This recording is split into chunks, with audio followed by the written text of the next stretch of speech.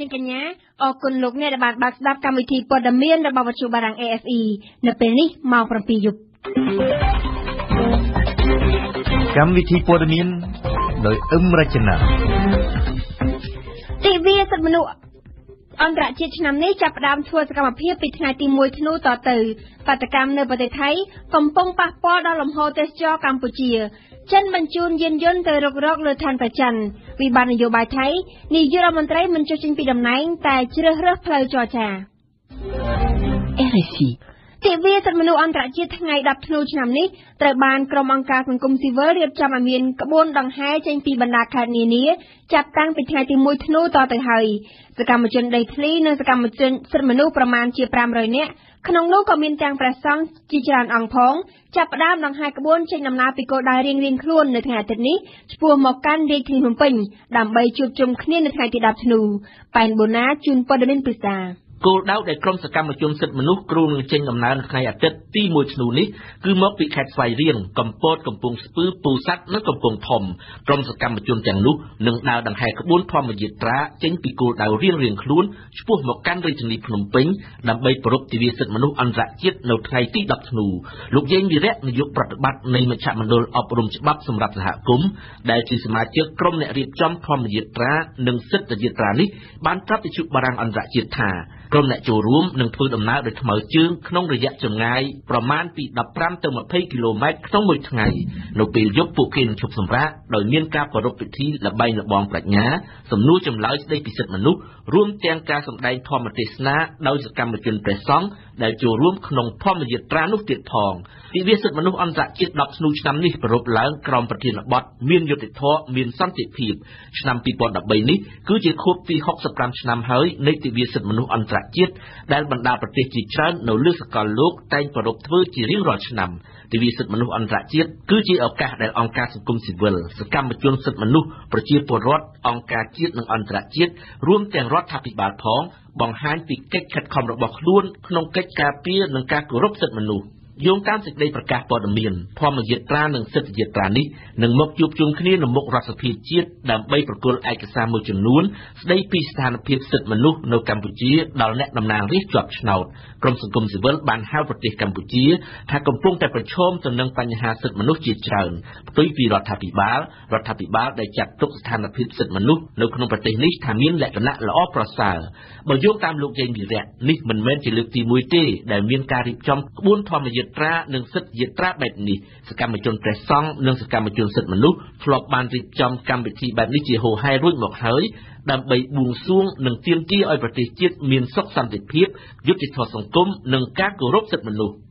វិស័យទេសចរនៅកម្ពុជាក៏កំពុងទទួលរងផលប៉ះពាល់នៃលំហូរភ្ញៀវទេសចរអន្តរជាតិដោយសារចំនួនវិបត្តិនយោបាយផ្ទៃក្នុងថៃរដ្ឋមន្ត្រីក្រសួងទេសចរកម្ពុជាបានលើកឡើងថាភ្ញៀវទេសចរជាតិថៃដែលមកទស្សនានៅកម្ពុជាបានកំពុងតែធ្លាក់ចុះដោយឡែកសមាគមភ្ញៀវទេសចរបានបញ្ជាក់ថាភ្ញៀវទេសចរមកពីប្រទេសទី 3 នោះក៏មានផលប៉ះពាល់ផងដែរយើងស្ដាប់សុនមេសាវិស័យទេសចរកម្ពុជាបានរងផលប៉ះពាល់ពីវិបត្តិនយោបាយផ្ទៃក្នុងថៃរដ្ឋមន្ត្រីក្រសួងទេសចរកម្ពុជាលោកថោងខុនបានឲ្យដឹងថាចំនួនភ្ញៀវទេសចរជនជាតិថៃដែលមកទស្សនាប្រទេសកម្ពុជាកំពុងមានការធ្លាក់ចុះខណៈដែលវិបត្តិនយោបាយផ្ទៃក្នុងថៃកំពុងតែបន្តពុះកញ្ជ្រោលប៉ុន្តែលោករដ្ឋមន្ត្រីបានអះអាងថាវិបត្តិនយោបាយផ្ទៃក្នុងថៃដែលនៅក្បែរខាងកម្ពុជានោះនៅមិនទាន់បានបង្កឲ្យមានផលប៉ះពាល់ដល់លំហូរភ្ញៀវទេសចរអន្តរជាតិប្រទេសទី 3 ដែលប្រើជើងយន្តហោះថៃចូលមកកម្ពុជានោះទេប៉ុន្តែប្រធានក្រុមការងារវិស័យទេសចរផ្នែកឯកជនលោកហូវ៉ាន់ឌីវិញបានបញ្ជាក់ថាកាលពីលំហូរថយនៃភ្ញៀវទេសចរជនជាតិថៃដែលជាភ្ញៀវទេសចរលំដាប់ទី 5 សម្រាប់កម្ពុជានោះវិបត្តិនយោបាយផ្ទៃក្នុងថៃនេះ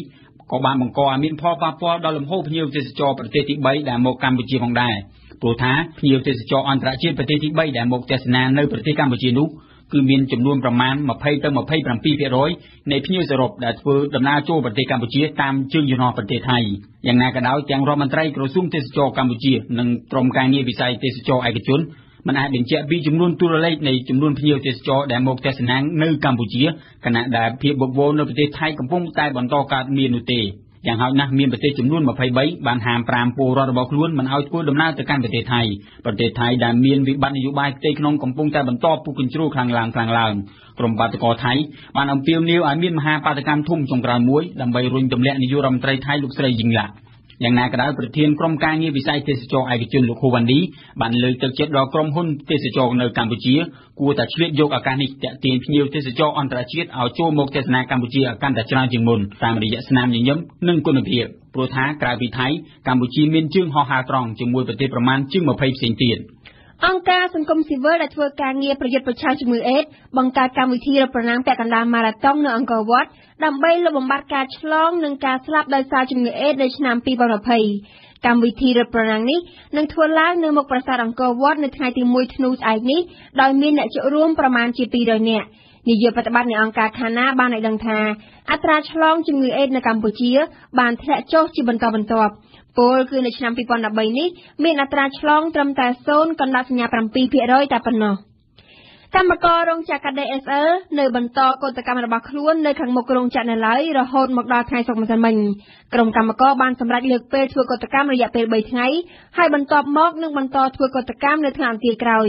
ជាថ្ងៃដែលភាគីទាំងពីរធ្វើកិច្ចព្រមព្រៀងនឹងគ្នាស្ដីពីការបញ្ចប់វិវាទក្រោមការឃ្លាំមើលនិងសម្របសម្រួលពីក្រសួងកាងារញឹមសុផលរាយការណ៍ក្រុមកម្មករនៃរោងចក្រ SL ដែលនៅប្រមូលផ្ដុំគ្នាតវ៉ារហូតមកដល់ថ្ងៃសុក្រម្សិលមិញបានផ្អាកសកម្មភាពរបស់ខ្លួនចាប់ពីថ្ងៃសៅរ៍ទី30វិច្ឆិកានេះហើយពួកគេនឹងវិលទៅរកការតវ៉ានៅមុខរោងចក្រវិញនៅថ្ងៃអង្គារសប្តាហ៍ក្រោយដែលជាថ្ងៃចុះកិច្ចព្រមព្រៀងបញ្ចប់វិវាទដ៏អូសបន្លាយរយៈពេលជាង3ខែកន្លងទៅនេះលោកអ៊ុចនឿនមន្ត្រីសម្ព័ន្ធសហជីពប្រជាធិបតេយ្យកម្មករកាត់ដេរកម្ពុជាហៅកាត់ថា SIKADU ប្រចាំនៅរោងចក្រ SL បានប្រាប់វិទ្យុបារាំង AFE នៅថ្ងៃសៅរ៍នេះថាក្រុមសហជីពកម្មករនៅមិនទាន់ទទួលយកសេចក្តីប្រកាសរបស់ក្រសួងកាងារកាលពីថ្ងៃសុក្រដែលថាតំណាងកម្មករទាំង19នាក់ត្រូវថៅកែរោងចក្រទទួលយកឲ្យចូលធ្វើការវិញការបញ្ជាក់បែបនេះគឺដោយសារតែពុំមានជាកិច្ចព្រមព្រៀងមួយច្បាស់លាស់ហើយលិខិតនេះគ្រាន់តែជាការបង្ហាញពីការប្រឹងប្រែងជួយដោះស្រាយវិវាទការងារ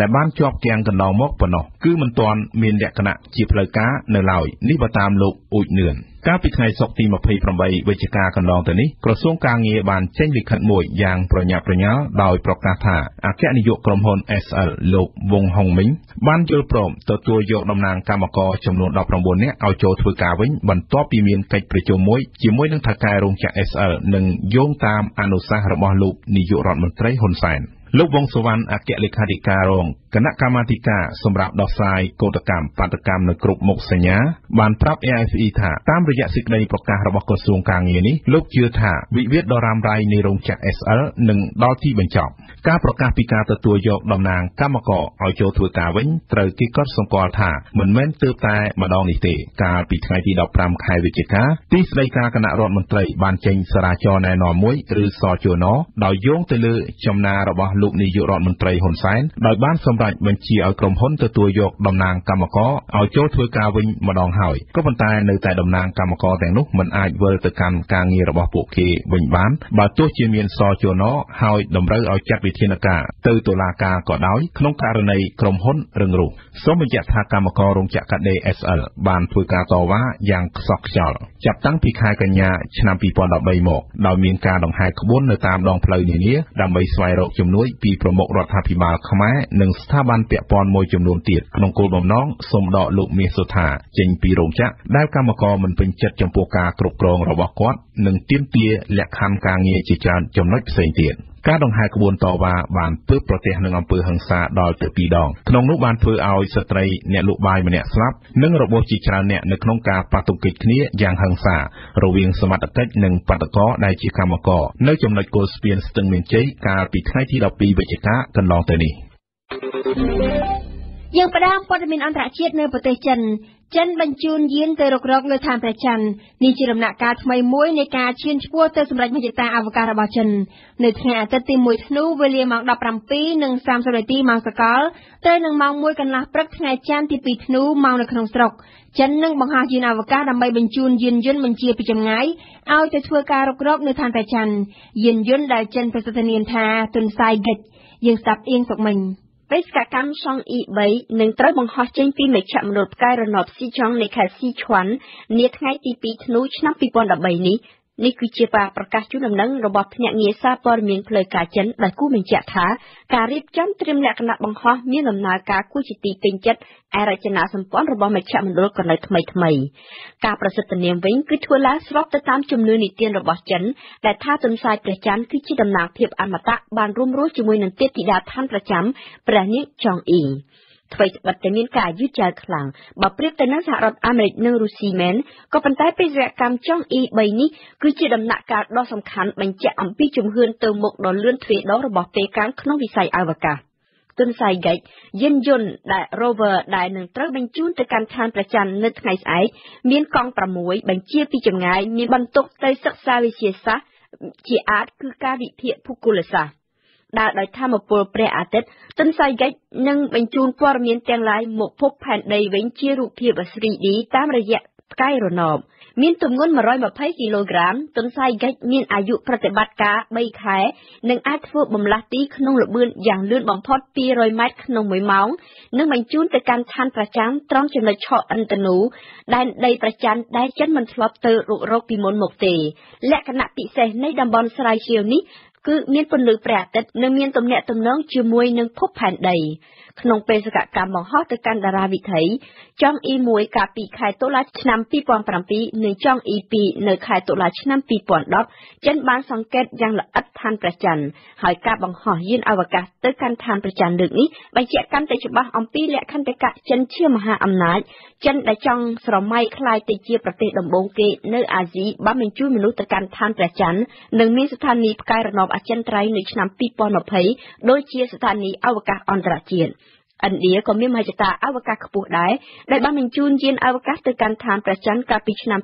2008ជាលើកទី1តាំងពីមានបង្កើតកម្មវិធីអវកាសនៅឆ្នាំ1963មកអំពីចិនដែរចាប់តាំងពីចិនបង្កើតតំបន់ការពីដែនអាកាសភាពតានតឹងមិនបានថយចុះទេនៅសមុទ្រចិនខាងកើតកាលពីថ្ងៃប្រហោះនៅថ្ងៃសុក្រម្សិលមិញនេះចិនបានបញ្ជូនយន្តហោះចម្បាំងរបស់ខ្លួនទៅហោះក្រវ៉ាល់នៅក្នុងតំបន់ការពីដែនអាកាសដែលខ្លួនបានបង្កើតឡើងដោយឯកតោភាគីនៅថ្ងៃសុក្រដដែលទីក្រុងវ៉ាស៊ីនតោនដែលធ្លាប់ប្រឆាំងនឹងការបង្កើតតំបន់ការពីដែនអាកាសបានបញ្ជាទៅក្រុមហ៊ុនហោះហើរស៊ីវិលរបស់អាមេរិកឲ្យគោរពតាមសេចក្តីណែនាំរបស់ក្រុងប៉េកាំងយើងនឹងវិលមកលម្អិតព័ត៌មាននេះនៅក្នុងនីតិព្រឹត្តិការណ៍អន្តរជាតិប្រចាំថ្ងៃដោយមានអន្តរាគមន៍ពីជាងបុប្ផានៅប្រទេសថៃឯនេះវិញក្រុមបាតកោប្រឆាំងនឹងរដ្ឋាភិបាលបាននាំគ្នាចុះថ្នល់ដង្ហែក្បួនជាថ្មីទៀតនៅថ្ងៃសៅរ៍នេះនៅទីក្រុងបាងកកក្រៅពីបានចូលកាន់កាប់ក្រសួងជាច្រើននេះប្រហែលថ្ងៃចុងក្រោយនេះនៅថ្ងៃនេះវងបាតកោបានដណ្ដើមយកឡានក្រុងថែមមួយគ្រឿងថែមទៀតផងហើយព័ត៌មានចុងក្រោយដែលទើបតែធ្លាក់មកដល់អំបញ្ញមិញនេះឲ្យដឹងថាខណៈពេលនេះក្រុមបាតកោប្រឆាំងថៃកំពុងសម្រុកចូលវិមានរដ្ឋាភិបាលគូជំរាបជូនថាការចុះតវ៉ាតាមផ្លូវខ្លាំងខ្លាជាថ្មីនេះធ្វើឡើងក្រោយពីមានសេចក្តីអំពាវនាវរបស់ប្រមុខចលនាប្រឆាំងឲ្យសកម្មជនប្រឹងប្រែងមួយកម្រិតទៀតធ្វើបាតកម្មប្រជែងដើម្បីជំរុញលោកស្រីនាយករដ្ឋមន្ត្រីឲ្យចុះចេញពីតំណែងលោកស្រីនាយករដ្ឋមន្ត្រីយីងឡាក់ដែលយល់ថាការលាលែងចេញពីអំណាចមិនមែនជាដំណោះស្រាយបានស្នើជំរឿសចរចាអៀងសុកមិញលម្អិតព័ត៌មាននេះ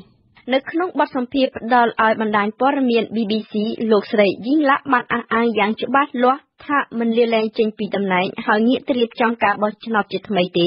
លោកស្រីសុខចិត្តជ្រើសរើសផ្លូវចរចាពីព្រោះការបោះឆ្នោតក៏មិនពិតថាបាតកោទាំងអស់ពេញចិត្តដែរជាមួយនឹងជំហរដាច់ខាតនេះលោកស្រីបានព្រមានមិនអនុញ្ញាតឲ្យប្រើប្រាស់កម្លាំងទៅលុកលុយឬកាន់កាប់ក្រសួងរដ្ឋបាលរដ្ឋទេព្រមទាំងបានអំពាវនាវឲ្យក្រុមអ្នកប្រឆាំងចាក់ចេញពីកន្លែងសាធារណៈទាំងអស់នោះក៏ប៉ុន្តែក្រោមការអំពាវនាវរបស់ប្រមុខដឹកនាំចលនាប្រឆាំងលោកស៊ូថេបថលស៊ូបានការប្រមូលផ្ដុំទំនងជាមានទំហំកាន់តែធំពីពេលនេះរហូតដល់ថ្ងៃទី5ធ្នូថ្ងៃខួបកំណើតព្រះរាជាថៃព្រះបាទភូមិបលគម្រប់86ព្រះវស្សាថ្ងៃខួបព្រះមហាក្សត្រដែលប្រារព្ធធ្វើជារៀងរាល់ឆ្នាំដោយក្តីគោរពដោយព្រះនិងដែលសកម្មភាពប្រឆាំងទាំងឡាយត្រូវផ្អាកទុកមួយអន្លើសិនក្រុមបកប្រឆាំងចង់កំណត់យកថ្ងៃទី1ធ្នូជាថ្ងៃជ័យជំនះនិងប្រកាសមិនទទួលយកសំណើចរចារបស់ប្រមុខរដ្ឋាភិបាលក៏ប៉ុន្តែនៅក្នុងថ្ងៃសៅរ៍នេះចលនាបាតកម្មគ្មានចំណុចដៅឬក៏កម្មវត្ថុអ្វីជាពិសេសហើយក៏គ្មានយុទ្ធសាស្ត្រអ្វីច្បាស់លាស់ដែរដោយថ្ងៃអាទិត្យស្អែកទើបក្រុមបាតកោគ្រងនាំគ្នាសម្រុកទៅកាន់សួនសត្វរាជធានីនិងប្រមូលផ្ដុំគ្នានៅមុខវិមានរដ្ឋាភិបាលដែលការពារយ៉ាងមុតមាំបំផុត កំហឹងរបស់បាតកោបានឆាប់ឆេះឡើងវិញបន្ទាប់ពីរដ្ឋាភិបាលរបស់លោកស្រីយីងឡាក់បានធ្វើសំណើច្បាប់លើកលែងទោសដែលមានន័យស្មើនឹងការវិលត្រឡប់មកវិញរបស់លោកថាក់ស៊ីនស៊ីណាវ៉ាត់លោកថាក់ស៊ីនបើទោះបីជានិរទេសខ្លួននៅបរទេសទៅហើយក៏ដោយក៏ស្ថិតនៅតែជាបុគ្គលស្នូលនៃវិបត្តិនយោបាយថៃគាំទ្រដោយអ្នកអាវក្រហមជាអ្នកជនបទតែប្រឆាំងស្អប់សួរពុយដោយអ្នកក្រុងភាពប្រឆានេះដែលពិបាកនឹងផ្សះផ្សាបើទោះបីជាបកណាឡើងកាន់អំណាចក៏នឹងមានសកម្មជនម្ខាងទៀតធ្វើបាតកម្មប្រឆាំងវិលទៅវិលមកឥតឈប់ដែរ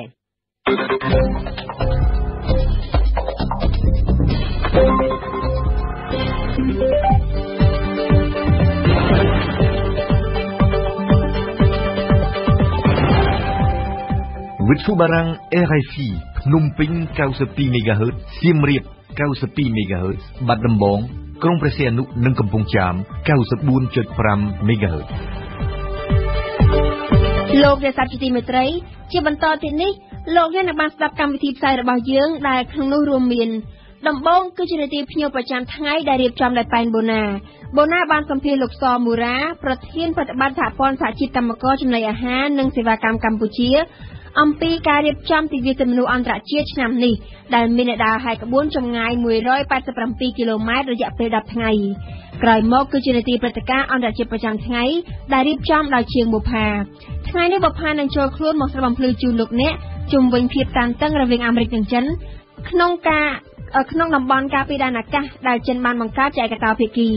បន្ទាប់មកទៀតលោកអ្នកបានស្ដាប់នីតិបទយោការរបស់គឹមយុទ្ធនាដែលនឹងជម្រាបជូនលោកអ្នកអំពីការប្រារព្ធខួបថ្ងៃទី2ធ្នូ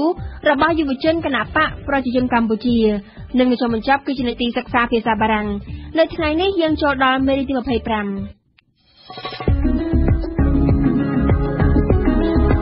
ភ្ញៀវប្រចាំថ្ងៃ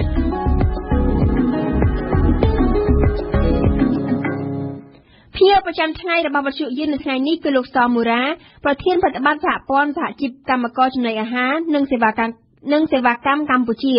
និងជាសមាជិកក្រុមមិត្ត10ធ្នូដែលជាអ្នករៀបចំក្បួនដង្ហែធម្មយាត្រាមកពីបណ្ដាខេត្ត5ក្នុងចម្ងាយផ្លូវ187គីឡូម៉ែត្រនិងដើររយៈពេល10ថ្ងៃក្នុងកិច្ចសម្ភាសន៍ជាមួយវិទ្យុបារាំងអន្តរជាតិលោកសមូរ៉ាបានអះអាងថាសារៈសំខាន់សម្រាប់ទិវាសិទ្ធិមនុស្សអន្តរជាតិ10ធ្នូឆ្នាំនេះគឺការបង្កើនការយល់ដឹងរបស់ប្រជាពលរដ្ឋអំពីយុត្តិធម៌និងសន្តិភាពពលគឺបើគ្មានយុត្តិធម៌ក៏គ្មានសន្តិភាពដែរសូមអញ្ជើញស្ដាប់កិច្ចសម្ភាសន៍របស់ប៉ែនបូណាជាមួយលោកសមូរ៉ាដូចតទៅលោកសមូរ៉ាខ្ញុំបាទសូមជម្រាបសួរបាទសូមជម្រាបសួរអរគុណលោកដែលបានផ្ដល់កិច្ចសម្ភាសន៍ជាមួយវិទ្យុបារាំងអន្តរជាតិ RFI ហើយបានអញ្ជើញមកដល់បន្ទប់ផ្សាយរបស់វិទ្យុយើងផ្ទាល់តែម្ដងនៅថ្ងៃនេះប្រធានបទដែលយើងនឹងលើកយកមកជជែកគ្នានៅពេលនេះគឺទាក់ទងទៅនឹងការរៀបចំទិវាសិទ្ធិមនុស្សអន្តរជាតិ10ធ្នូឆ្នាំនេះក្រុមអង្គការសង្គមស៊ីវិលបានរៀបចំធ្វើសកម្មភាពចាប់តាំងពីថ្ងៃទី1ធ្នូស្អែកនេះតទៅហើយដែលមានការដង្ហែក្បួនជាធម្មយាត្រាចេញពីបណ្ដាខេត្តមួយចំនួនគឺខេត្តស្វាយរៀងកំពង់ធំកំពង់ស្ពឺកំពតនិងពោធិ៍សាត់ក្បួនធម្មយាត្រានេះគ្រោងនឹងមកជួបជុំគ្នានៅថ្ងៃទី10ធ្នូនៅឯភ្នំពេញដើម្បីប្រារព្ធទិវាសិទ្ធិមនុស្សអន្តរជាតិតែម្ដងលោកសមរ៉ាក្នុងនាមលោកជាសមាជិកក្រុមមិត្ត10ធ្នូហើយដែលជាអ្នករៀបចំកម្មវិធីធម្មយាត្រានេះតើអ្វីទៅជាគោលបំណងនៃការរៀបចំធម្មយាត្រានៃពិសិដ្ឋមនុស្សឆ្នាំនេះបាទអរគុណបងបណ្ណាហើយអ្វីដែលជាគោលបំណងសំខាន់របស់ក្រុមមិត្ត10ធ្នូនៅឆ្នាំនេះគឺយើងលើកឡើងនៅការយល់ដឹងដើម្បីឲ្យប្រជាពលរដ្ឋយល់ដឹងដែលកម្មវិធីរបស់យើងនឹងមានការដង្ហែក្បួន5ផ្លូវហ្នឹងអញ្ចឹងលើកនៅគ្រប់5ផ្លូវហ្នឹងយើងនឹងលើកកម្ពស់ការយល់ដឹងអំពីសិទ្ធិរបស់ប្រជាពលរដ្ឋនៅតាមតំបន់នីមួយៗនៅតាមផ្លូវដែលយើងធ្វើដំណើរមកហ្នឹងហើយមួយទៀតនោះគឺយើងលើកនៅសារសំខាន់មួយរបស់ក្រុមមិត្ត10ធ្នូគឺពាក់ព័ន្ធទៅនឹងយុត្តិធម៌ហើយនិងសន្តិភាពដោយសារយើងឃើញហើយថាកន្លងមកនៅក្នុងស្ថានភាពនៅក្នុងប្រទេសកម្ពុជារបស់យើងទោះបីជាយើងមើលឃើញថាយើងមិនមានសង្គ្រាមមិនមានអីមែនប៉ុន្តែយើងមើលឃើញថាសន្តិភាពពិតប្រាកដនោះគឺមិនទាន់មាននៅឡើយទេសម្រាប់ប្រជាពលរដ្ឋខ្មែរបាទតើមានអង្គការក្រៅរដ្ឋាភិបាលប្រមាណដែលចូលរួមក្នុងធម្មយាត្រាដើម្បីរៀបចំទិវាអន្តរជាតិសិទ្ធិមនុស្សឆ្នាំនេះបាទនៅក្នុងនោះគឺយើងមើលឃើញថាមានមកពីសហគមន៍ដីធ្លីមកពីសហជីពកម្មករនិយោជិកមកពីបណ្ដាញប្រសង់ហើយនិងអង្គការសង្គមស៊ីវិលមួយចំនួនទៀតដែលធ្វើការពាក់ព័ន្ធទៅនឹងសិទ្ធិមនុស្សហើយនិងដីធ្លីនៅក្នុងប្រទេសកម្ពុជារបស់យើងបាទ តាមគម្រោងដែលខ្ញុំដឹងថាប្រហែលជាមានមនុស្ស500នាក់ចូលរួមក្នុងពិធីធម្មយាត្រាមកពីបណ្ដាខេត្តហ្នឹងហើយក៏មានប្រសង់ជាច្រើនអង្គផងធម្មយាត្រានេះគឺដើរដោយថ្មើរជើងរហូតតាំងពីខេត្តស្វាយរៀងកំពតនិងពោធិ៍សាត់ជាដើមដូចជាឆ្ងាយដែរក្នុងចម្ងាយផ្លូវដ៏វែងនេះតើក្រុមរបស់លោករៀបចំយ៉ាងដូចម្ដេចទៅដើម្បីធានាថាការដង្ហែក្បួននឹងបានមកដល់ភ្នំពេញដោយសុវត្ថិភាពបាទការដង្ហែក្បួននេះគឺយើងបានលើកទឹកចិត្តដល់ប្រជាពលរដ្ឋអ្នកដែលចូលរួមក្នុងការហែក្បួននេះអ្នកណាគាត់ចូលរួមពេញក្នុងរយៈពេល10ថ្ងៃពេញក៏គាត់ចូលរួមទៅយើងលើកទឹកចិត្តហើយអ្នកណាតាមសហគមន៍មួយចំនួនគាត់អាចចូលរួមមួយថ្ងៃពីរថ្ងៃទៅតាមឆន្ទៈរបស់គាត់ក្នុងការចូលរួមព្រោះដឹងហើយថាគោលបំណងទិសដៅរបស់យើងគ្រាន់តែចង់លើកកម្ពស់នៅការគោរពសិទ្ធិមនុស្សហើយពិសេសគេហ្នឹងគឺយុត្តិធម៌ហើយនិងសន្តិភាពនៅក្នុងប្រទេសកម្ពុជារបស់យើងអញ្ចឹងយើងនឹងធ្វើការហែរយៈពេលមួយថ្ងៃក្នុងរយៈចម្ងាយប្រហែលជា20គីឡូម៉ែត្រឬក៏អាចតិចជាងហ្នឹងហើយយើងនឹងសម្ចតនៅក្នុងតាមតំបន់ដែលយើងបានដៅទុកនៅតាមផ្លូវទិសដៅនីមួយៗហ្នឹងបាទតើមានការរៀបចំដូចជាស្បៀងអាហារថ្នាំពេទ្យអីទៀតដល់ក្រែងលោនៅតាមផ្លូវមានអ្នកចូលរួមណាម្នាក់គាត់មានបញ្ហាសុខភាពខ្យល់គល់អីទៅយើងដោះស្រាយយ៉ាងម៉េចបាទទាំងអស់នេះគឺយើងសុទ្ធតែមានរៀបចំយើងមានរៀបចំទាំងយានជំនិះមួយចំនួនដែលជួយសម្រួលការងារបន្ទាន់ហើយយើងមានក្រុមជួយសង្គ្រោះបឋមនៅក្នុងនឹងផងដែរហើយក៏យើងនឹងជួយសម្រួលដែរបើសិនជាមានអ្នកណាឈឺបន្ទាន់អីចឹងគឺយើងមានការដឹកបញ្ជូនគាត់ទៅពេទ្យឲ្យទាន់ពេលវេលាផងដែរហើយក្នុងនោះស្បៀងអាហារយើងនឹងឈប់សម្ចតយើងក៏មានការត្រៀមខ្លួនឯងផងដែរហើយក៏យើងសង្ឃឹមការចូលរួមពីបងប្អូនប្រជាពលរដ្ឋនៅតាមដងផ្លូវផងដែរនៅក្នុងដំណើរការសិទ្ធិយាត្រាឬក៏ធម្មយាត្រារបស់យើងនៅពេលនេះបាទហើយបានន័យថាយើងទៅដល់កន្លែងណាយប់កន្លែងណាយើងសម្រាកនៅកន្លែងនោះបាទប្រកាសណាស់បងនៅក្នុងការសម្រាកពេលយប់ហ្នឹងឬថាមានកម្មវិធីអីផ្សេងៗទៀតតើមានអ្វីខ្លះទៅសកម្មភាពដែលយើងគ្រោងបាទដោយសារទិសដៅរបស់យើងគឺទិសដៅលើកកម្ពស់ការយល់ដឹងអំពីសិទ្ធិមនុស្សដូច្នេះហើយគឺនៅពេលដែលយប់ឡើងគឺយើងនឹងមានការជជែកពិភាក្សាគ្នាអំពីសិទ្ធិមនុស្សសំណួរចម្លើយអំពីសិទ្ធិមនុស្សហើយក្នុងនោះក៏ប្រសង់បានព្រះអង្គមានការស្ម័គ្រប្រតិក្នុងការជួយធ្វើជាធម៌ទេសនាតើស្អីខ្លះដែលវាពាក់ព័ន្ធនឹងពុទ្ធសាសនានិងសិទ្ធិមនុស្សហើយជាការលើកទឹកចិត្តទៅដល់ប្រជាពលរដ្ឋជាពុទ្ធបរិស័ទទាំងអស់ហ្នឹងក្នុងការប្រតិបត្តិតាមទ្រឹស្ដីរបស់ពុទ្ធសាសនាជាដើមបាទ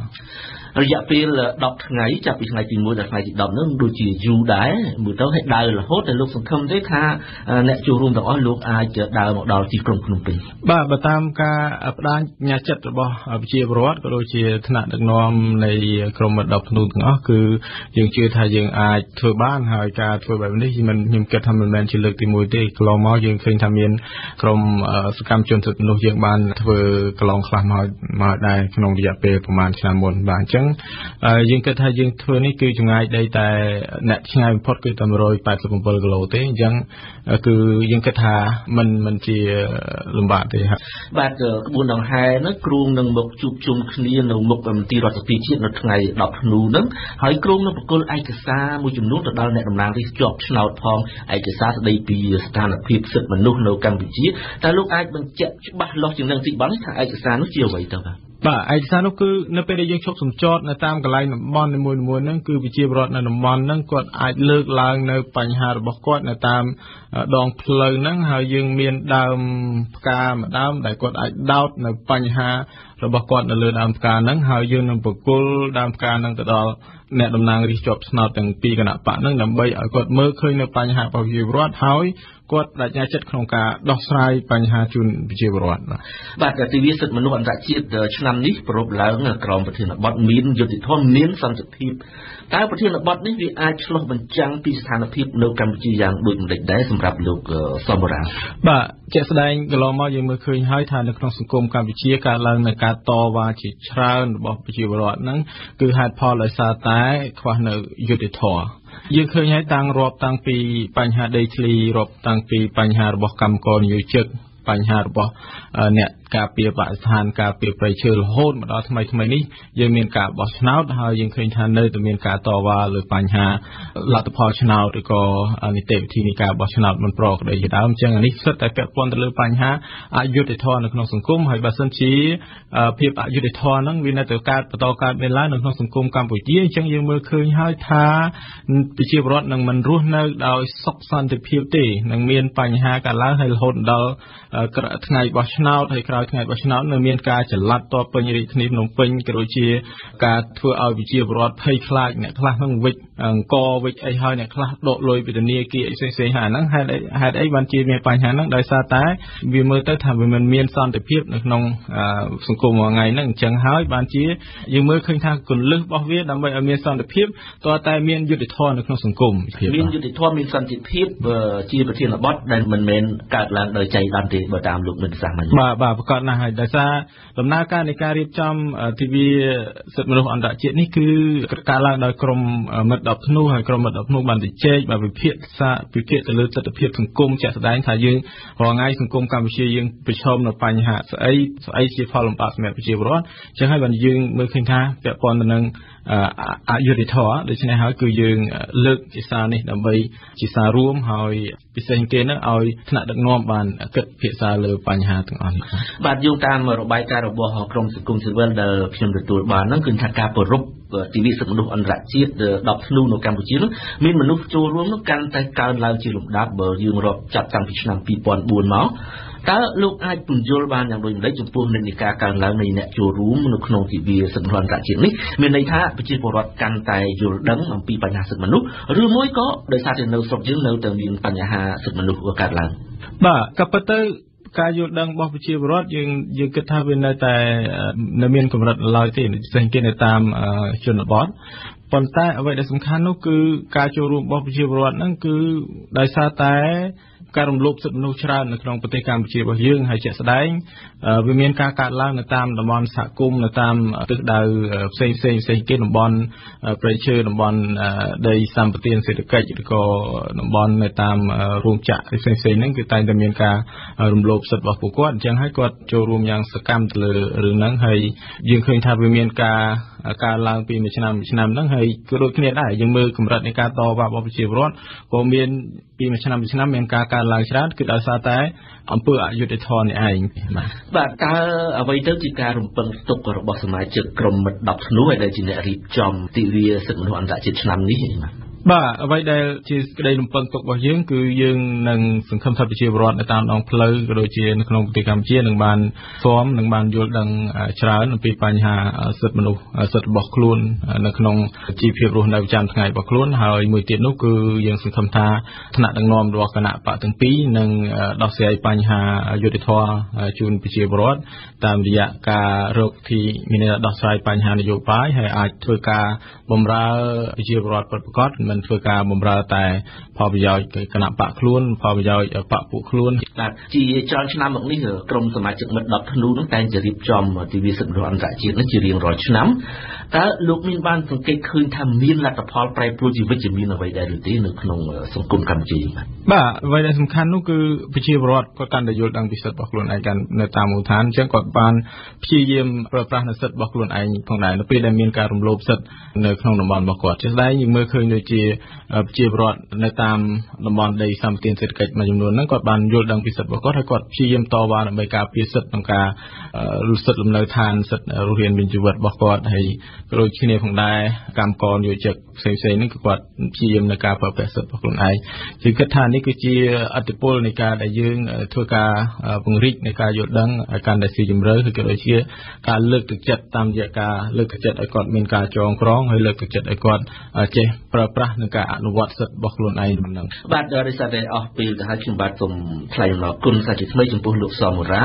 នាយកប្រតិបត្តិសហព័ន្ធសហជីពកម្មករចំណីអាហារនិងសេវាកម្មកម្ពុជាហើយនឹងជាសមាជិកក្រុមមិត្ត10ធ្នូដែលបានផ្ដល់កិច្ចសម្ភាសន៍ជាមួយនឹងវិទ្យុបារាំងអន្តរជាតិសូមអរគុណហើយនឹងសូមជម្រាបលាបាទសូមអរគុណ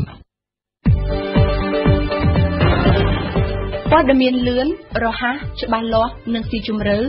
វិទ្យុបារាំង RFE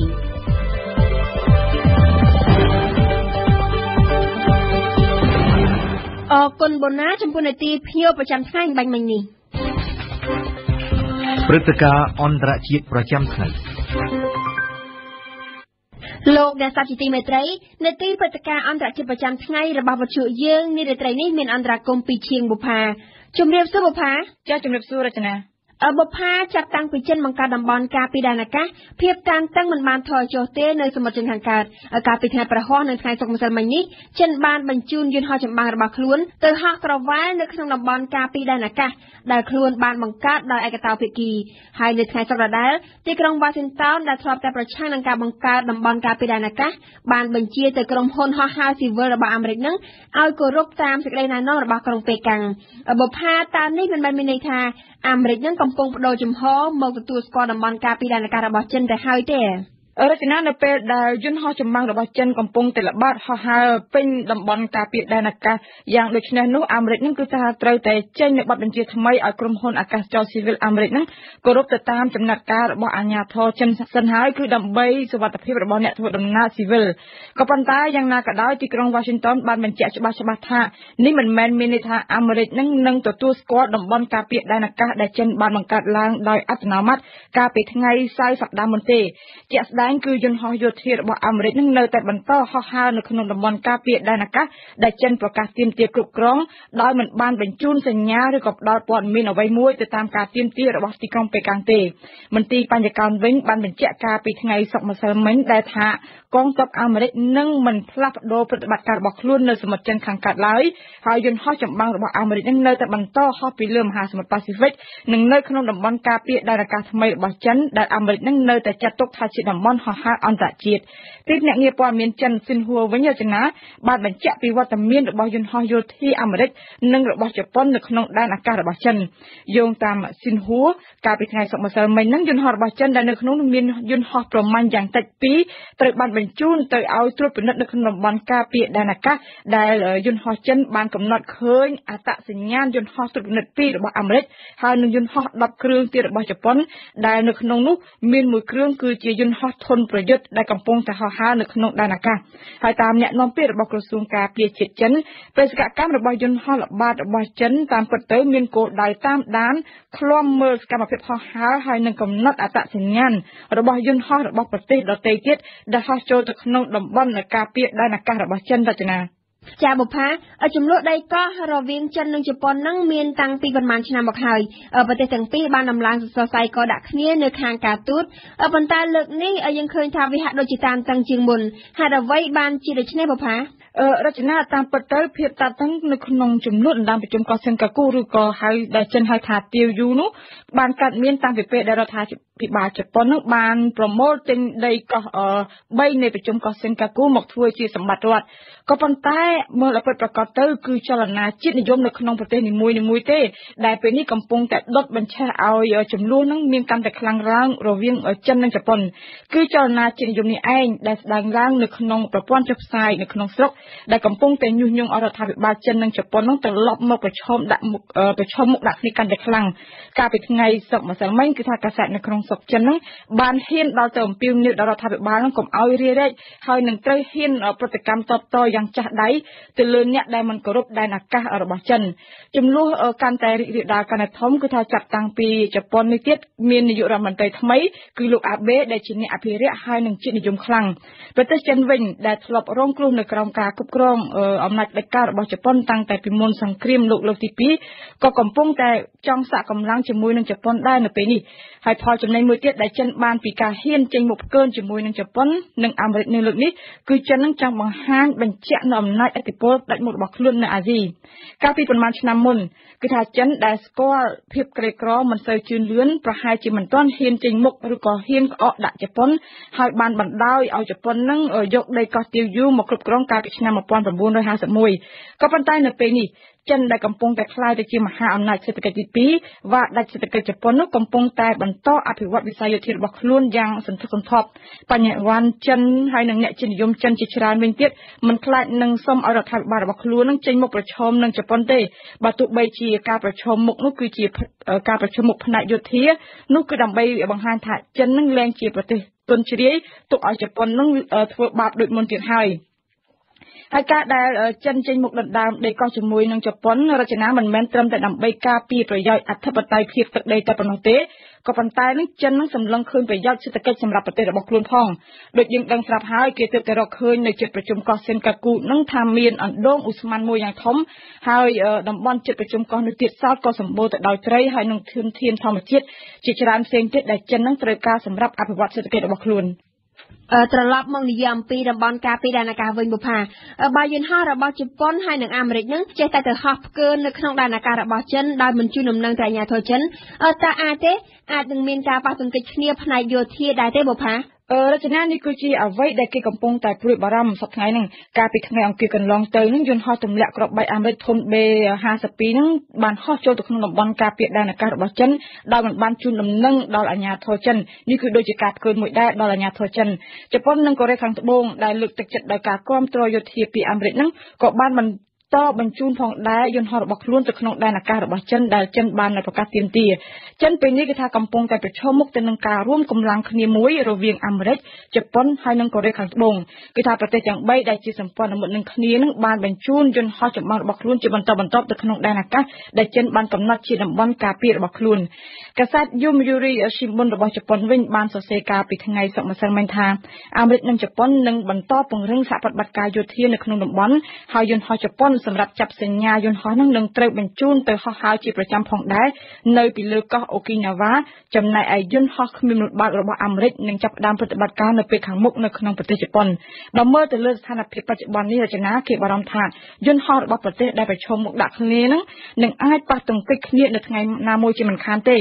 ហូតដល់ពេលនេះគឺថាចិនបានព្រមានរួចហើយដល់អាមេរិកនឹងកុំឲ្យលូកដៃទៅក្នុងចំនួនទឹកដីរវាងចិននិងជប៉ុនកាសែតចិនដែលភាគច្រើនតំណាងឲ្យសម្លេងភាគច្រើនរបស់បកកុម្មុយនីសចិននៅក្នុងសប្តាហ៍នេះបានសរសេរថាអាមេរិកនឹងរួចខ្លួនបើសិនជាមិនចូលពាក់ព័ន្ធទៅនឹងចំនួនលើកនេះពោលគឺថាពេលនេះចិនចង់សម្ដៅរករឿងតែជប៉ុនមួយប៉ុណ្ណោះដែលបើតាមចិនគឺជប៉ុននៅតែបន្តមហិច្ឆតាចក្រពត្តិនិយមដណ្ដើមទឹកដីបើយើងមើលទៅលើកម្លាំងយោធាគឺថាចិនពេលនេះមានមិនចាញ់ជប៉ុនប៉ុន្មានទេជប៉ុននៅប្រមាណឆ្នាំចុងក្រោយនេះបានបង្កើនថវិកាយោធាដល់ទៅ$50,000 លានក៏ប៉ុន្តែរចនាចំនួននេះគឺថាតំណាងឲ្យតែ 1/3 នៃថវិកាការពារជាតិរបស់ចិនតែប៉ុណ្ណោះចិននៅក្នុងរយៈពេលប្រមាណឆ្នាំចុងក្រោយនេះដែរក៏បានអភិវឌ្ឍវិស័យយោធារបស់ខ្លួននៅផ្នែកជើងទឹកដើម្បីទប់ទល់ទៅនឹងទាហានជើងទឹករបស់ជប៉ុនដែលពិភពលោកវាតម្លៃថាបំពាក់ទៅដោយកប៉ាល់ចម្បាំងហើយនិងនាវាមុតទឹកដ៏ទំនើបនិងមានសមត្ថភាពនៅក្នុងសមរភូមិអរគុណបុប្ផាសម្រាប់បទអន្តរាគមន៍នារីត្រីនេះ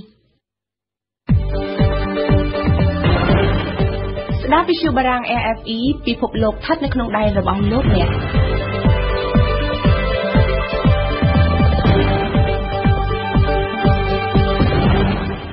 លោកនាងកំពុងស្ដាប់កម្មវិធីព័ត៌មានរបស់វិទ្យុបារាំងអន្តរជាតិ AFE មុននឹងចូលដល់ការផ្សាយផ្សេងទៀតខ្ញុំសូមសង្ខេបព័ត៌មានសំខាន់ៗជួយលោកអ្នកស្ដាប់ឡើងវិញទិវាសិទ្ធិមនុស្សអន្តរជាតិថ្ងៃ10ធ្នូឆ្នាំនេះត្រូវបានក្រុមអង្គការសង្គមស៊ីវិលរៀបចំឲ្យមានក្បួនដង្ហែចេញពីបណ្ដាខេត្តនានាចាប់ពីថ្ងៃទី1ធ្នូតទៅហើយសកម្មជនដីធ្លីនិងសកម្មជនសិទ្ធិមនុស្សប្រមាណជា500នាក់ក្នុងនោះក៏មានទាំងព្រះសង្ឃជាច្រើនអង្គផងចាប់ផ្ដើមដង្ហែក្បួនចេញដំណើរពីគោលដៅរៀងៗខ្លួននៅថ្ងៃអាទិត្យនេះឆ្ពោះមកកាន់រាជធានីភ្នំពេញដើម្បីជួបជុំគ្នានៅថ្ងៃទី10ធ្នូវិស័យទេសចរកម្ពុជាកំពុងទទួលរងផលប៉ះពាល់នៃលំហូរភ្ញៀវទេសចរអន្តរជាតិដោយសារតែចំនួននយោបាយផ្ទៃក្នុងថៃរដ្ឋមន្ត្រីក្រសួងទេសចរកម្ពុជាបានលើកឡើងថាភ្ញៀវទេសចរជាតិថៃដែលមកទស្សនានៅកម្ពុជាបានកំពុងតែធ្លាក់ចុះដោយឡែកសមាគមភ្ញៀវទេសចរបានបញ្ជាក់ថាភ្ញៀវទេសចរពីប្រទេសទី3នោះក៏មានផលប៉ះពាល់ផងដែរ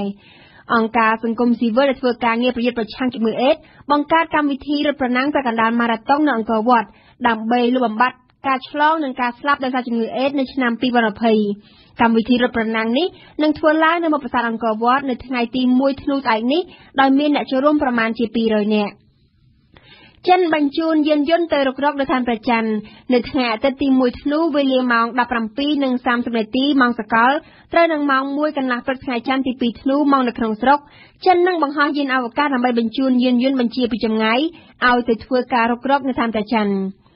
អំពីចិនដែរចាប់តាំងពីចិនបង្កើតតំបន់ការពារដែនអាកាស ភាពតានតឹងមិនបានថយចុះទេនៅសមុទ្រចិនខាងកើតកាលពីថ្ងៃប្រហោះនៅថ្ងៃសុក្រម្សិលមិញចិនបានបញ្ជូនយន្តហោះចម្បាំងរបស់ខ្លួនទៅហោះក្រវ៉ានៅក្នុងតំបន់ការពារដែនអាកាសដែលខ្លួនបានបង្កើតឡើងដោយកតោភាគីនៅថ្ងៃសុក្រដដែលទីក្រុង Washington ដែលធ្លាប់ប្រឆាំងនឹងការបង្កើតតំបន់ការពារដែនអាកាសបានបញ្ជាទៅក្រុមហ៊ុនហោះហើរស៊ីវិលរបស់អាមេរិកឲ្យគោរពតាមសំណើណែនាំរបស់ទីក្រុងប៉េកាំងនៅប្រទេសថៃឯណោះវិញបាតកោប្រឆាំងនឹងរដ្ឋាភិបាលបាននាំគ្នាចុះថ្នល់ដង្ហែក្បួនជាថ្មីទៀតហើយនៅថ្ងៃស្អែកនេះនៅទីក្រុងបាងកកក្រោយពីបានចូលកាន់កាប់ក្រសួងជាច្រើននាប្រមាណថ្ងៃចុងក្រោយនេះខណៈពេលនេះក្រុមបាតកោប្រឆាំងថៃកំពុងសម្រុកចូលទៅកាន់កាប់វិមានរដ្ឋាភិបាលទៀតគួរជំរាបជូនថាការចុះតវ៉ាតាមផ្លូវជាថ្មីនេះធ្វើឡើងក្រោយពីមានសេចក្តីអំពាវនាវរបស់ប្រមុខចលនាប្រឆាំងថៃឲ្យសកម្មជនប្រឹងប្រែងមួយកម្រិតទៀតធ្វើបាតកម្មប្រជែងដើម្បីជំរុញលោកស្រីនាយករដ្ឋមន្ត្រីឲ្យចុះចេញពីតំណែងលោកស្រីនាយករដ្ឋមន្ត្រីយីងឡាក់ដែលយល់ថាការលាលែងចេញពីតំណែងមិនមែនជាដំណោះស្រាយបានស្នើជំរឿសចរចាបទយោកាថ្ងៃទី2ធ្នូខាងមុខគឺជាខួបលើកទី35នៃកំណើតរណសេរសាមគ្គីសង្គ្រោះជាតិកម្ពុជាដែលបច្ចុប្បន្នមានឈ្មោះថាក្រុមប្រឹក្សាជាតិរណសេរសាមគ្គីអភិវឌ្ឍមាតុភូមិកម្ពុជាបើទោះបីជារយៈពេល35ឆ្នាំបានកន្លងផុតទៅក៏ដោយក៏ក្រុមយុវជនគណបកប្រជាជនកម្ពុជានៅតែចងចាំនិងធ្វើពិធីរំលឹកដល់ថ្ងៃនេះដដែលខណៈដែលយុវជននិងប្រជាពលរដ្ឋមួយចំនួនមិនបានស្គាល់និងចាប់អារម្មណ៍ចំពោះថ្ងៃ2ធ្នូនេះផងនៅឆ្នាំនេះការប្រារព្ធខួបថ្ងៃ2ធ្នូត្រូវបានធ្វើឡើងតាមរយៈការតាំងពិព័រណ៍និងការប្រគំតន្ត្រីយ៉ាងកងរំពងនៅពហុកីឡដ្ឋានជាតិអូឡ িম্প ិកដែលរៀបចំដោយក្រុមយុវជនគណបកប្រជាជនកម្ពុជាតាមរយៈសហភាពសហព័ន្ធយុវជនកម្ពុជាគឹមយុទ្ធនារៀបចំបទយកការជំនាញប្រធានបទនេះថ្ងៃម៉ាន29ថ្ងៃ1គេហ្នឹងគេប្រគំតន្ត្រីគេប្រគំមកតែថ្ងៃហ្នឹងគេប្រគំធំមកបងនៅក្នុងសាលនេះសាអូឡ িম্প ិកហ្នឹងមានតារាល្បីជាច្រើនចូលចម្រៀងនឹងការនិយាយឆ្លើយឆ្លងគ្នាបានលាន់ឮចេញពីកណ្ដាលស្តង់តាំងទំនិញនៅក្នុងពិព័រណ៍មួយដែលគេរៀបចំឡើងដើម្បីអបអរទៅដល់ថ្ងៃ2ធ្នូឆ្នាំ2013ដែលជាខួបលើកទី35នៃកំណើតរណសេរសាមគ្គីសង្គ្រោះជាតិកម្ពុជាការតាំងពិព័រណ៍និងការប្រគំតន្ត្រីនេះត្រូវបានរៀបចំឡើងដោយសហភាពសហព័ន្ធយុវជនកម្ពុជានៅពហុកីឡដ្ឋានជាតិអូឡ িম্প ិករយៈពេល3ថ្ងៃយុវជនសុកសេរីបុត្រមន្ត្រីរដ្ឋបាលនៃសហភាពសហព័ន្ធយុវជនកម្ពុជាបានរៀបរាប់ពីគោលបំណងនៃការប្រារព្ធពិធីតាំងពិព័រណ៍និងការប្រគំតន្ត្រីនេះយ៉ាងដូចនេះយើងចាប់ផ្ដើមធ្វើការតាំងពិព័រណ៍និងការប្រគំតន្ត្រីយុវជនដើម្បីយុវជនបរិហាជាតិមាតុភូមិចាប់ពីថ្ងៃទី29 30រហូតដល់ថ្ងៃទី1ធ្នូហើយការតាំងពិព័រណ៍នោះមានការចូលរួមពីសំណាក់ក្រុមហ៊ុនឯកជននិងស្ថាប័នមួយចំនួនដែលមានចំនួនស្តង់ប្រហែលជាប្រមាណជា100ស្តង់ហើយការតាំងពិព័រណ៍នេះគឺក្នុងគោលបំណងដើម្បីផ្សារភ្ជាប់យុវជនទៅនឹងការងារសង្គមហើយមួយវិញទៀតដើម្បីរំលឹកនៅខួបគម្រប់35ឆ្នាំនៃការបង្កើតរណសេរជាតិកម្ពុជា2ធ្នូហើយពួកខ្ញុំមានស្តង់សហភាពសហព័ន្ធយុវជនកម្ពុជាដែលមានដាក់តាំងបង្ហាញពីសកម្មភាពនិងផលិតផលមួយចំនួនដែលសហភាពសហព័ន្ធបានធ្វើកន្លងមកនិងគម្រោងនឹងធ្វើនៅពេលអនាគតទៀតហើយពួកយើងរំពឹងថានឹងមានការចូលរួមពីសំណាក់បងប្អូនប្រជាជនយើងនិងយុវជននានាដែលមកពីតាមក្រុមបណ្ដាស្ថាប័ននានានិងសាលានានាប្រមាណ 20,000 នាក់នៅថ្ងៃប្រគំតន្ត្រីធំថ្ងៃទី1ធ្នូខាងមុខនេះហើយដែលមានការចូលរួមពីសំណាក់តារានៅប្រទេសជាតិអាចារ្យកម្ពុជាយើងប្រមាណជា400នាក់មូលហេតុដែលគេប្រារព្ធការតាំងពិព័រណ៍និងការប្រគំតន្ត្រីដោយផ្សារភ្ជាប់ទៅនឹងថ្ងៃ2ធ្នូនេះត្រូវបានយុវជនសេរីបុត្របញ្យល់ថាដើម្បីបង្ហាញពីសកម្មភាពរបស់យុវជននាសម័យបង្កើតថ្ងៃ2ធ្នូជាមួយនឹងយុវជននាពេលបច្ចុប្បន្ននេះអត្ថន័យ2ធ្នូគឺការបង្កើតរណសេរនៃការរំដោះជាតិដល់រំដោះប្រទេសកម្ពុជាយើងហើយគឺការកសាងឡើងពីសំណាក់យុវជនកម្ពុជានាសម័យនោះហើយយើងចង់ផ្សារភ្ជាប់អ្វីដែលយុវជនសម័យនោះបានធ្វើនិងអ្វីដែលយុវជនសម័យនេះកំពុងនឹងធ្វើហើយយើងចង់បង្ហាញពីសមិទ្ធផលនានាដែលយើងបានធ្វើកន្លងមក អង្គុយក្នុងស្តង់ដែលប៉ត់ទៅដោយកេះទឹកសុទ្ធម៉ាក់អូរ៉ាជាច្រើនសម្រាប់តាំងលក់នៅក្នុងការតាំងពិព័រណ៍នេះកញ្ញាប្រាក់រដ្ឋាបុគ្គលិកផ្នែកលក់បាននិយាយថាការតាំងពិព័រណ៍នេះជាឱកាសមួយល្អដល់អាជីវករនិងក្រុមហ៊ុនដើម្បីបង្ហាញពីផលិតផលរបស់ខ្លួនខ្ញុំយល់ឃើញថាការតាំងពិព័រណ៍ក្នុងការចូលរួមតាំងពិព័រណ៍សហព័ន្ធយុវជនរៀបចំឡើងនេះគឺជាក្នុងគោលបំណងទី1ធ្វើផ្ដល់ឱកាសដល់អង្គភាពអូរ៉ាល់ហ្នឹងឲ្យបង្ហាញពីផលិតផលរបស់ខ្លួនហើយផលិតផលហ្នឹងគឺជាផលិតផលដែលខ្មែរបង្កើតដោយខ្លួនឯងចាហើយដើម្បីបង្ហាញទៅទស្សនិកជនដែលគាត់មកទស្សនកិច្ចនៅទីនេះចាហើយមួយទៀតផ្ដល់ឱកាសដល់ផ្ដល់ការចងចាំដល់ឲ្យយុវជនមានការចងចាំទៅដល់ថ្ងៃ2ធ្នូចានៅពេលដែលសួរថាតើស្គាល់អត្ថន័យនៃថ្ងៃ2ធ្នូនេះដែរឬទេរដ្ឋាហាក់ដូចជាភាំងហើយងាកទៅមើលមុខសហការីរបស់ខ្លួនដែលអង្គុយក្បែរនោះហើយបាននិយាយឆ្លើយឆ្លងពន្យល់យ៉ាងដូចនេះសួរគេទៅថាថ្ងៃរំដោះជាតិនេះអញ្ចឹងណាហើយពួកយើងក៏អត់ដឹងដែរពួកយើងដឹងពេលដែលមកតាំងពិព័រណ៍ហ្នឹងឮគេនិយាយដែរតែមិនសូវដឹងថ្ងៃហ្នឹងថ្ងៃបុណ្យអាយ៉ាថ្ងៃបុណ្យអីគេដែរតែប្រចាំថ្ងៃ7មករាហើយខ្ញុំក៏tâmឃើញគេធ្វើការប្រគំតន្ត្រីលើកទី1ឯងសម្រាប់ខ្ញុំកំពុងចូលមើលការបណ្ដុះបន្លែនៅក្នុងស្តង់មួយយុវជនសុខាវ័យ23ឆ្នាំដែលរៀននៅសាកលវិទ្យាល័យភូមិន្ទភ្នំពេញបាននិយាយថាប្រជាពលរដ្ឋខ្មែរមួយចំនួនហាក់ដូចជាមិនសូវចាប់អារម្មណ៍ឬស្គាល់ថ្ងៃ2ធ្នូដូចថ្ងៃ7មករាឬក៏ថ្ងៃបុណ្យជាតិសំខាន់នោះទេសុខាបានលើកហេតុផលយ៉ាងដូចនេះ2ធ្នូដល់ធ្លាប់លើតែ10ធ្នូធ្លាប់លើគេច្រើនទទួលគេចាក់ចាំងតែ7មករាតែ2ធ្នូខ្ញុំធ្លាប់លើដែរតែថាខ្ញុំភ្លេចបាត់ហើយខ្ញុំដឹងហើយអត់សូវមានអ្នករំលឹកអីចឹងបើចំពោះខ្ញុំធ្លាប់អានសភៅខ្ញុំធ្លាប់មើលដែរតែថាអត់មានអ្នករំលឹកចឹងអត់មានអ្នករំលឹកហើយអត់មានកម្មវិធីណារំលឹកយើងចឹងយើងប្រហែលភ្លេចរបស់គ្នាដែរអត់ដូចថ្ងៃ7មករាគេធ្លាប់ទៅចាំងទូឬក៏មានកម្មវិធីអីផ្សេងគេប្រាប់ចឹងបាទខ្ញុំយល់ថាល្អដែរការតាំងពិព័រណ៍ហ្នឹងតែខ្ញុំដល់បានទទួលមិនដឹងពីគេតាំងពិព័រណ៍ហ្នឹងប្រហែលខ្ញុំអត់បានមើលឬក៏ការផ្សព្វផ្សាយគេមានកម្រិតក៏មិនដឹងដែរតែខ្ញុំយល់ថាការតាំងពិព័រណ៍ហ្នឹងល្អឲ្យយើងស្គាល់ឬពេលខ្លះតាំងពិព័រណ៍ហ្នឹងគ្រាន់តែជាអមទេការពិតគេចង់ឲ្យយើងដឹងថាថ្ងៃ2ធ្នូហ្នឹងមិនដែរកំពុងដឹកដៃកូនស្រីវ័យប្រហែល3ឆ្នាំដើរតម្រង់ទៅរថយន្តដែលចតនៅក្បែរស្តង់ពិព័រណ៍តបពីបានដើរមើលការតាំងពិព័រណ៍និងទិញរបស់របរបានមួយចំនួននោះលោកធាវ័យ38ឆ្នាំបានថ្លែងថាថ្ងៃ2ធ្នូពិតជាមានសារៈសំខាន់ដែលបណ្ដាលឲ្យមានអ្វីៗទាំងអស់នៅថ្ងៃនេះនិយាយទៅខ្ញុំគិតថាបើសិនខ្ញុំកើតតននៅសម័យមុននោះដែរគិតថាបើសិនគុំមានថ្ងៃ2ធ្នូនេះក៏យើងពុំមានថ្ងៃទៅទាំងអស់គ្នានឹងដែរបាទតែសម្រាប់ខ្ញុំយើងអ្វីដែលខ្ញុំគ្រប់គ្រងកន្លងមកសម្រាប់ថ្ងៃ2ធ្នូនឹងក៏ដូចជាថ្ងៃ7មករាបន្តមកហ្នឹងណាទំនងជាធ្លាប់បានអានសៀវភៅឬក៏ឯកសារណាមួយបានយ៉ាងល្អិតល្អន់ហើយបានជាយុវជនពេជ្រវិបុត្រអាយុ22ឆ្នាំបានចាំពីប្រវត្តិនៃការបង្កើតថ្ងៃ2ធ្នូបានយ៉ាងច្បាស់លាស់យុវជនរូបនេះបានលើកឡើងថាបើអត់មានថ្ងៃ2ធ្នូក៏អត់មានថ្ងៃ7មករាដែរអ្នកស្រីទីធ្នូហ្នឹងបង្កើតឡើងដោយរដ្ឋ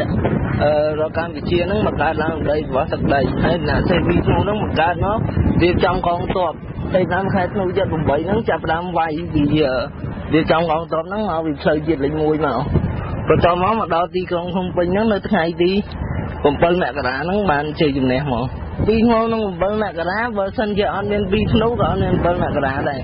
ប៉ុន្តែ2ធ្នូហ្នឹងគ្រាន់តែគេប្រមូលដុំកម្លាំងផ្នែកអាជាតិទេដល់ពេលថ្ងៃ25បានចាប់ផ្ដើមទ័ពហ្នឹងពេញអស់ហើយគេចាប់ដើមវាយមកហើយពេលដែលគេលើកទ័ពមកហ្នឹងគឺគេដើម្បីប្រើរយៈពេលខ្លីបំផុតដើម្បីដោះទឹកដីហ្នឹងកុំឲ្យខាតបង់ច្រើនអញ្ចឹងរយៈពេលដល់13ថ្ងៃទេក្នុងដោះទឹកដីគេតាំងពីវត្តតែខ្ញុំអត់ដឹងគេចង់មានន័យថាម៉េចដែរប៉ុន្តែបើតាមខ្ញុំគិតប្រហែលជាគេចង់រំលឹកថាបើសិនជាអត់មាន2ធ្នូក៏អត់មាន7មករាដែរយុវជនម្ដងក្រោយគួរចងចាំថាយើងយុវជនយើងត្រូវបើមានលទ្ធភាពយើងនាំគ្នាបើសិនជាប្រទេសយើងមានបញ្ហាអីចឹងយើងនាំគ្នារួបរวมគ្នាហើយប្រមូលផ្ដុំគ្នាដើម្បីជួយប្រទេសជាតិ ផ្ទុយពីការលើកឡើងរបស់យុវជនខាងលើបរិសុទ្ធវ័យ55ឆ្នាំម្នាក់ឈ្មោះច័ន្ទថនមិនបានស្គាល់ថ្ងៃ2ធ្នូនោះជាថ្ងៃអ្វីទេគាត់បែរជាយល់ថាថ្ងៃ2ធ្នូជាថ្ងៃកំណើតនៃការតាំងពិព័រណ៍របស់ក្រុមហ៊ុនទៅវិញ2ធ្នូនេះសម្រាប់តែគេអីតាំងអីពិព័រណ៍អញ្ចឹងដែរ2ធ្នូនេះដូចខ្ញុំទៅនេះដែរ2ធ្នូគេថាគេយក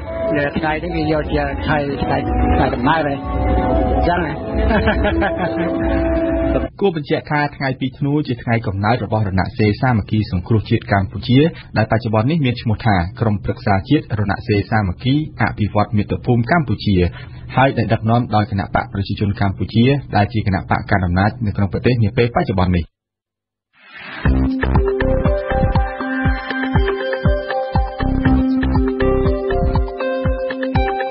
ព័ត៌មានទាន់ហេតុការណ៍បទយកការប្រកបដោយវិជ្ជាជីវៈទស្សនៈសារព័ត៌មានខ្មែរបទវិភាគគ្រប់ជ្រុងជ្រោយផ្ដល់ជូនដោយវិទ្យុបារាំង AFE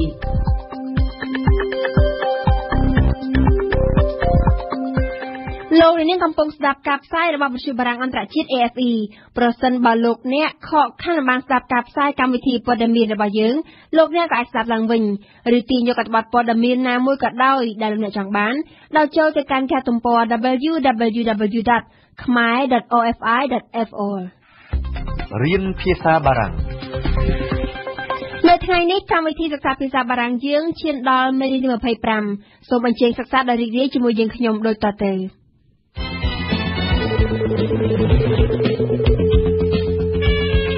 Radio France Internationale présente. Comment vont les affaires?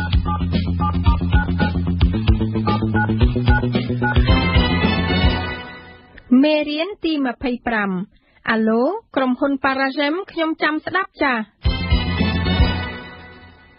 គេអាចទូរស័ព្ទទៅបុគ្គលិក Paragem ដោយផ្ទាល់ឬក៏តាមរយៈកន្លែងចម្រុះទូរស័ព្ទបារាំងហៅថា Standard ប៉ុន្តែលុះត្រាតែ Françoise Vitel នៅប្រចាំទីកន្លែងដែរនៅពេលដែលនាងឈប់ធ្វើការដោយមកពីមានជំងឺគឺខ្ញុំនេះហើយដែលគេប្រគល់មុខងារឲ្យកាន់កាប់ Standard និងកិច្ចការមួយចំនួនទៀតប៉ុន្តែគេភ្លេចគិតថាខ្ញុំមិនបានប្រុងប្រៀបខ្លួនចំពោះមុខងារទាំងនេះទេ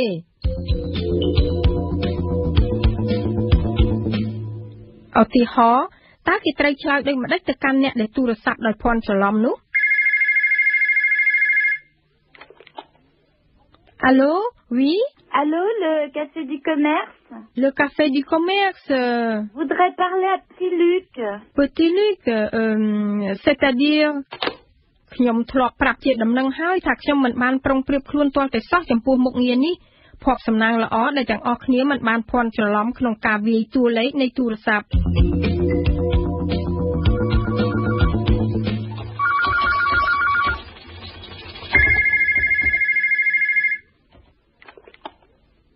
Allô, oui Je suis bien à la société Paragem Oui, oui, monsieur. Ici, la société Paragem. Monsieur Martel à l'appareil. Charles Martel. Je voudrais parler à Madame Leblanc.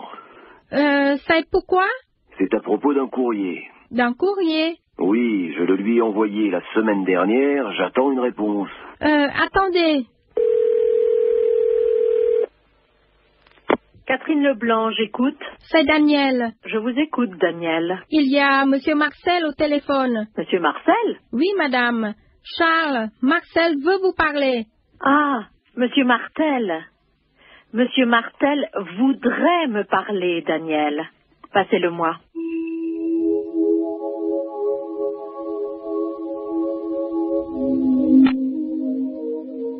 Ah, men hai tam tu sắc ke ni ye chenik tha. Je voudrais parler à Madame Leblanc. Rứ, je souhaiterais parler à Madame Leblanc. ដើម្បីស្នើពឹងពាក់អ្វីមួយគេច្រើនប្រើកិរិយាសព្ទក្នុងពេលវេលាឈ្មោះហៅថា conditionnel ដែលបញ្ជាក់សេចក្តីប្រាថ្នាមួយជាពេលវេលាសម្ដែងការគួរសមនិងមិនចំពោះគឺមិនដូចពេលវេលាហៅថាបច្ចុប្បន្នកាលឡើយគឺ présent de l'indicatif គេមិនត្រូវនិយាយទេថា je veux parler ប៉ុន្តែគេត្រូវតែនិយាយយ៉ាងដូចនេះវិញ je voudrais parler àជំនួស Françoise Vitel មិនមែនជាការស្រួលប៉ុន្មានទេព្រោះថានាងជាអ្នកជំនាញខាងឆ្លើយឆ្លងតាមទូរស័ព្ទ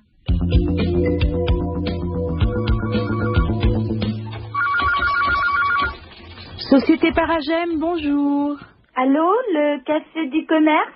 Je crois que vous faites erreur, madame. Je voudrais parler à Petit Luc. Il n'y a personne de ce nom dans notre société. Ah, excusez-moi, je me suis trompée. Je vous en prie, madame. អ្នកជំនាញខាងស្តង់ដាមានថ្មីដៃខាងរកពាក្យឲ្យត្រូវនៅគ្រប់កលៈទេសៈទាំងអស់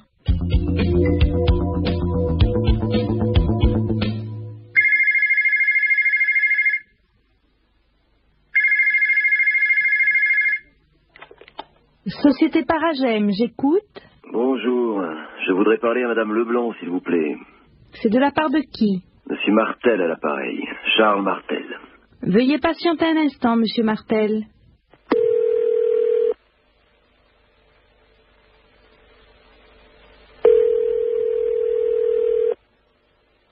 Catherine Leblanc, j'écoute. Monsieur Martel souhaiterait vous parler, madame. Passez-le-moi, Françoise. Monsieur Martel? Oui. Je vous passe Madame Leblanc. Merci bien.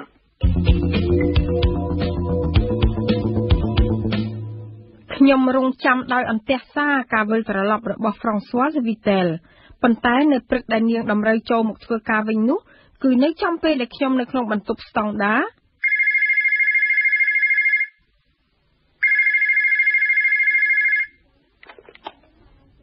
Société Paragem, bonjour. Allô, c'est Daniel? Oui, c'est moi. C'est Françoise. Je suis encore malade. Je suis arrêtée pour 1 mois de plus. Malade? 1 mois de plus? C'est une catastrophe. Il ne faut pas exagérer. Vous pouvez me passer Madame Leblanc? Je la vous passe. Non, non. Non? Daniel, il faut dire je vous la passe. D'accord, Françoise. Je vous la passe.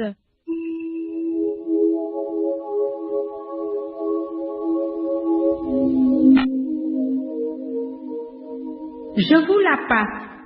Passe-le-moi. Je le lui ai envoyé. Mais je vous passe Madame Leblanc. Je vous la passe. Je passe la communication à Madame Leblanc. Je la lui passe. J'ai envoyé un courrier à Madame Leblanc. Je le lui ai envoyé.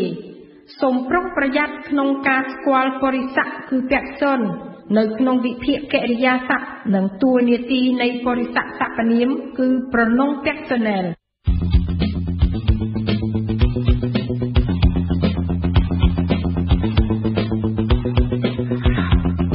សូមរងចាំជួប Daniel ដើម្បីស្គាល់សហគ្រាស Paragem និងហាត់រៀនភាសាបារាំងនៅក្នុងពិភពសហគ្រាស នៅមេរៀនលើកក្រោយគេតម្រូវឲ្យ Daniel កាន់កាប់កន្លែងចម្រុះទូរស័ព្ទគឺ Standard ជំនួស Françoise Vitel ដែលឈប់សម្រាកដោយមានជំងឺចំពោះមុខងារថ្មីនេះ Daniel មិនបានរៀបចំខ្លួនឲ្យបានស្រួលបួលទេនាងខំនឹកទៅដល់ពាក្យបណ្ដាំរបស់ Françoise Vitel ដែលជាអ្នកជំនាញខាងទទួលទូរស័ព្ទ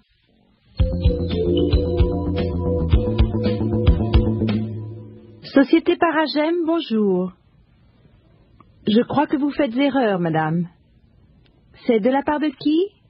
Veuillez patienter un instant, monsieur Martel. Je vous passe Madame Leblanc. សូមប្រយ័ត្នរបៀបប្រើបរិស័ទគឺពាក្យសុននិងតួនាទីនៃបរិស័ទសព្វនាមគឺប្រណង personnel ជាពិសេសកន្លែងដែលគេត្រូវតែដាក់សព្វនាមទាំងនេះនៅក្នុងឃ្លានីមួយៗដូច្នេះគេនិយាយថា Je vous passe Madame Leblanc. Je vous la passe. ប៉ុន្តែនៅក្នុងឃ្លា Je passe la communication à Madame Leblanc ប្រែទៅជា Je la lui passe ចំណែកនៅក្នុងឃ្លា J'ai envoyé un courrier à Madame Leblanc គេត្រូវនិយាយថា Je le lui ai envoyé.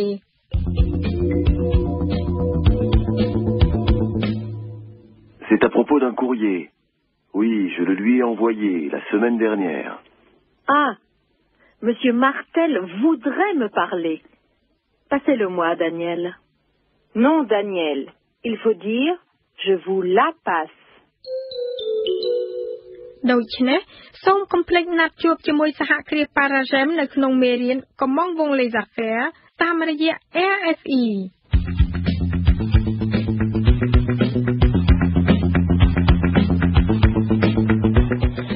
នាងស្ដាប់ជាទីមេត្រីយើងខ្ញុំសូមថ្លែងអំណរគុណចំពោះភក្ដីភាពរបស់លោកនាងដែលបានតាមដានស្ដាប់កម្មវិធីព័ត៌មានរបស់វិទ្យុបារាំង AFE ពីដើមដល់ចប់សូមលោកនាងរងចាំស្ដាប់កម្មវិធីផ្សាយជាខេមរៈភាសារបស់យើងជាថ្មីទៀតចាប់ផ្ដើមដោយកម្មវិធីព័ត៌មានពេញ1ម៉ោងពីម៉ោង 7 ដល់ម៉ោង 8 ព្រឹកតាមរយៈ FM 92 MHz នៅភ្នំពេញនៃខេត្តសៀមរាបនិង FM 94.5 MHz នៅខេត្តបាត់ដំបងខេត្តព្រះសីហនុនិងខេត្តកំពង់ចាម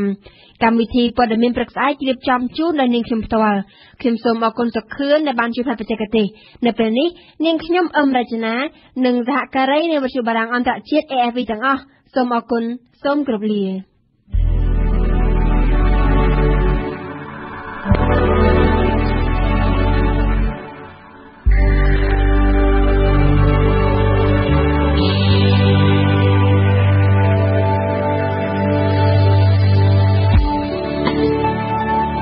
លោកស្រីអ្នកនាងកញ្ញា